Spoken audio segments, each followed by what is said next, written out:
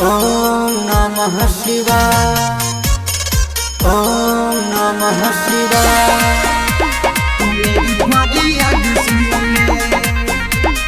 Music by आयुष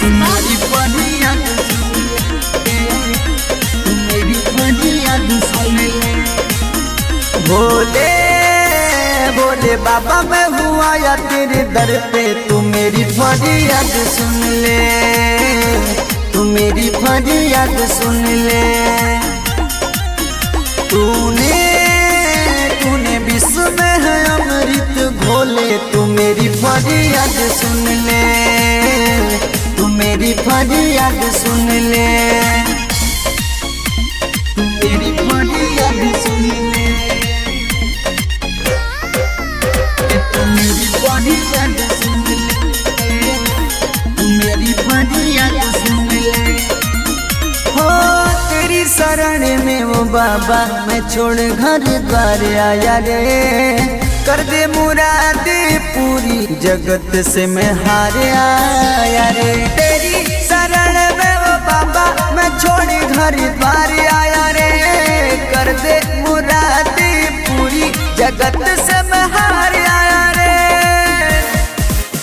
भोले भोले बाबा मैं हुआ या तेरे दर पे, तू मेरी फरियाद सुन ले, तू मेरी फरियाद सुन ले,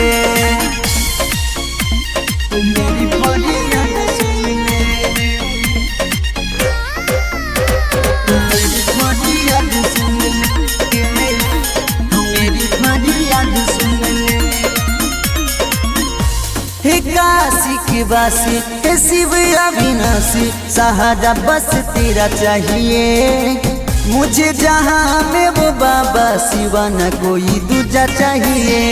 हे काशी की वासी, हे शिव अविनाशी, सहारा बस तेरा चाहिए मुझे, जहाँ में वो बाबा सिवा न कोई दूजा चाहिए।